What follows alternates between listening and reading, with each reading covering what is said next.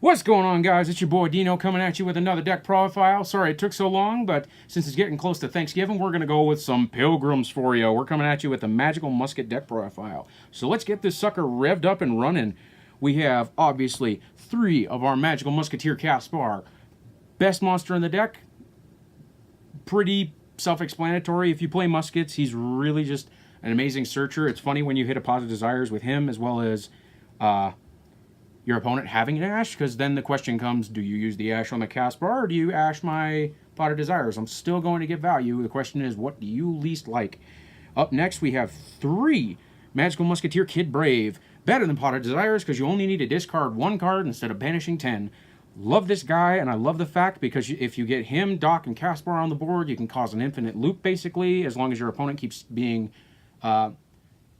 inaccurate and playing spells in your column, or you just make it go off yourself. 2, Magical Musketeer Doctor, because the Doctor always likes to get things back from the grave. Give it Musket, or give it a Musketeer monster or a Musketeer spell. Really nice. Just really solid card. Then we run 2 Starfire. Really good to start off with sometimes. Like, it's really rough when you're going first and you open her with the Ties of the Brethren, because then you're kind of up crap creek without a paddle. Get along, Pilgrim, because this is going to be a pain. But other than that, she's also one of the good Musket cards. She's one of our 4s, so she helps us get into Utopia the Lightning, any of our rank 4s, Cowboy, Exiton Knight. For the budget variant, we run 2 Effect Veiler. I only have a playset of 2 Ash, so I use, or not really a playset, but I only have 2 Ash, so I intermittently swap these 2 out. If you're playing budget, Veiler. If you're playing a little bit less budget, Ash. 2 Ghost Ogre, because really good for removal. Yeah, they might get their effect sometimes, but if you Ogre like against FTKs or something that's using Summon Sorceress or using Firewall Dragon, you can whack them and then kind of stop their plays. This is the sauce, which a lot of people, shout out to Jason Deese for originally showing me this, one of my other Musket buddies. Iron Dragon Tiamaton, one of the best hand traps for this deck. Muskets turn this guy on so many times by the fact of just activate a Musket spell or trap in his column. Since there are 3 cards in the same column, response, none, summon, blow up a column. As well as if I can do this back to back, where my opponent has 3 cards in the same column twice, I can lock my opponent out of the extra deck.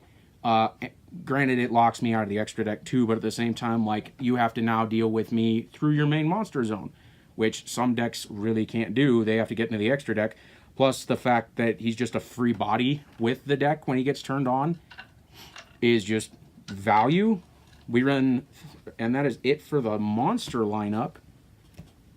Yeah, Tiamaton has been a champion in the most amount of ways, especially, say, Cyber Dragons, any matchup I've gone. This deck I usually top at any of my locals or any event that I've gone to, I've gone really well with. The last regionals I went to where I was using this deck, I almost got my invite. I went X and 3, lost in the final bit with a mirror match, which unfortunately is really sucky because he won the dice roll, but that's how you go in Yu-Gi-Oh! Sometimes RNGesus. Up next is the spells. We have 3 Ties of the Brethren. Really powerful opener when you open a Ties of the Brethren with a Caspar or any of your little dudes. Doc, Kid Brave, really solid. We run 3 Pot of Duality. Really good card. We hit it. There are some times where I've won games where I resolve 2 Pot of Duality, and it's weird because you don't usually think that you would win using that as many times as you think. I'm currently loaning out the 3rd copy, but we run 2, usually 3 Pot of Duality. Pot of Duality is really good. It turns on Caspar. You normal summon Caspar, activate this, get a card, as well as search out something.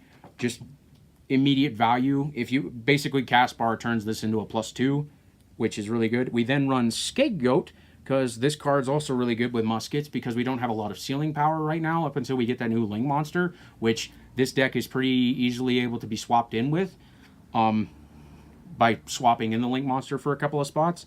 But really good card. It defines a format. It's a really strong card. It's defined a couple formats.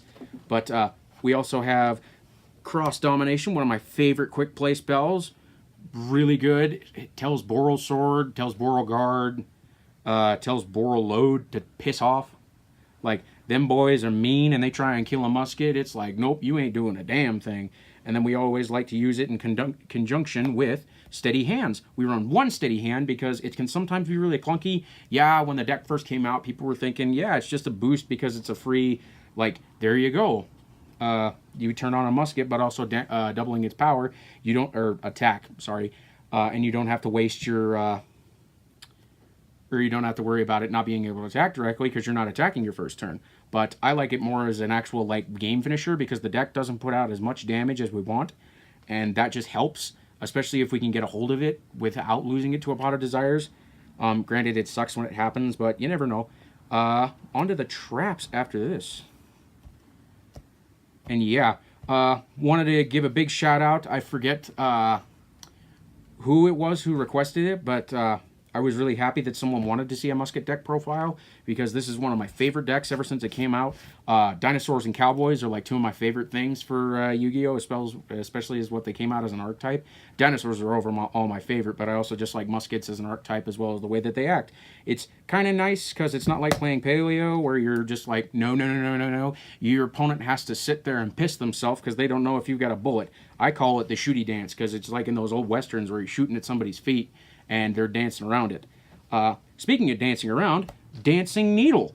We run two of this because in this metagame, Sky Strikers, I hate them, and it's really, really good when they are trying to overload with a bunch of spells and traps, or spells in the grave, and you just take out their pieces. Like, they activate and engage, you activate in response, banishing. They only get the search, they don't get the draw, and they now have to start over, or they play a Kagari, Kagari's effect, grab something back, swack it. Not very good against Thunder Dragons. One of the cards that I side out against Thunder Dragons. Really good against Cyber Dragons when they're targeting. It's just a really good card. Being able to banish up to 3 cards from either player's grave. And the fact that it says up to 3 is, like, kind of silly. Because even then, you don't even have to have the 3 targets. Like, say, True Dracos. They only have, like, a spell or trap in the graveyard. You want to get rid of them before they start being able to plus. Just hit it. It's just a really solid card, especially with this meta. But yeah, like against Thunder Dragons, I side those out immediately. If I'm going up against Dinosaurs, I will gladly use that card and keep it in. And speaking of, we run Magical Musket Desperado at 3. Really good trap card, really nice to disrupt your opponent. Altergeist choosing anti-spell, or not, basically anything like anti-spell fragrance, Secret Village of the Spellcasters, Imperial Order, Royal Decree, Chain in response to the Royal Decree. Stuff just annoys me. So it's really nice getting rid of that spot removal, or it's even better, killing a Soliquidus and Altergeist, or killing the Manifestation. It's really interesting, because matchup with Muskets that I have seen against Altergeists, we can usually come out on top because we're both a going first deck, but they're also very reliant on traps, and we just play around that by putting ourselves in their columns where they start setting stuff. It's just a really weird matchup, but I still love it. And then we run 3 Fiendish Deal. We run 3 because people still run Regeki, people still run Dark Hole, Kaiju Slumber, Ways of Destruction. It's kind of annoying, as well as the fact that if they're trying to get rid of it, it's really fun to get an extra search, and it's value. Like, if someone hits it with a Twin Twister, like some people are like, oh, why don't you run Waking the Dragon? This is better than Waking the Dragon because you don't have to rely on just an Ultimate Falcon. Plus, it's, I don't know, I just think it's better for, like, archetype-wise. You might get an Ultimate Falcon, but then your Muskets are dead, and they can find a way to get over said Ultimate Falcon, like, say, summon an Ultimate Conductor, or summon a monster that's big enough to punch an Ultimate Falcon, like a Boral Sword. You just want to be able to say no. And then the final Musket trap is Magical Musket Last Stand. One of my favorite counter traps. Is really funny because I have been preaching for like all the aggro decks and stuff to run Red Reboot. This deck doesn't like Red Reboot, so we have an answer to Red Reboot. And I have sometimes made a chain so big with this dang thing, it is ridiculous. Back when I was playing Judgment, I would go activate Desperado. Okay. Chain, Red Reboot, Chain, Judgment, Chain, Red Reboot, Chain, Last Stand, and then the chain just gets weird at that point. But it happens. But yeah, that is it for the main deck. The only other change that I would say for the main deck is once that trap card that allows you to link on your opponent's turn comes out, I turn it into these two. These two get sideboarded because Magical Musketeer Max looks like he's going to be just the sauce for this deck. He's going to just help us with going second, as well as just give a little bit more power. I personally think that he's better than the Link monster that we got for Samurai for two reasons. He's a searcher, and he summons. And he only requires a musket, not two samurai or two warriors. I forget the material. But it also it might search gateway, but gateway is easily counterable, whereas this, when you special summon on your opponent's turn when they don't set, or when they set everything, or when they just summon a bunch of monsters and don't kill you, it's just kind of nutty. So now on to the extra deck. These three empty sleeves are in safety for our buddy Max. I will run Max at 3 because Max, as I was just saying, really good card, helps with the power creep. I'll put a caption over it or something saying that these are Max for anybody who wants to see them. Proxy Dragon right now is just a proxy. I only have one copy of Boral Sword, but he'll be back in there. I'm also loaning someone my Boral Guard and my 2 Link Spiders, so those are also ran in here. We also run Trishula, because with the hand traps, we can make a Trish with muskets, which is kind of stupid. For our rank 4s, we run Exiton Knight, because he's really good, and really good after coming off the ban list. We're playing Cowboys, so Gaga Cowboy. Kind of weird. He helps with the final push of damage. Into our rank 3s, who really help with push. Phantom Knight Breaksword. Phantom Knight Breaksword is really stupid when you use him in tandem with a magical musket on board that is protected from a fiendish deal. Target the musket, target an opponent or card your opponent controls. You now got free removal. It's basically in tandem with what happened with Spiral Resort and Sleeper. Except you don't have to shuffle any cards back, and it just works in tandem really well. Dante of the Burning Abyss, because it's really nice to put in damage and then put his big butt in defense. We then run Stone King Darius, because keeping a monster alive in battle phase when you really need to is really good. We then run for spot removal, in case we can't get to it, Super Chronal Mech Gamma, or Grand Pulse. Grand Pulse, really nice. This is one of my MVPs.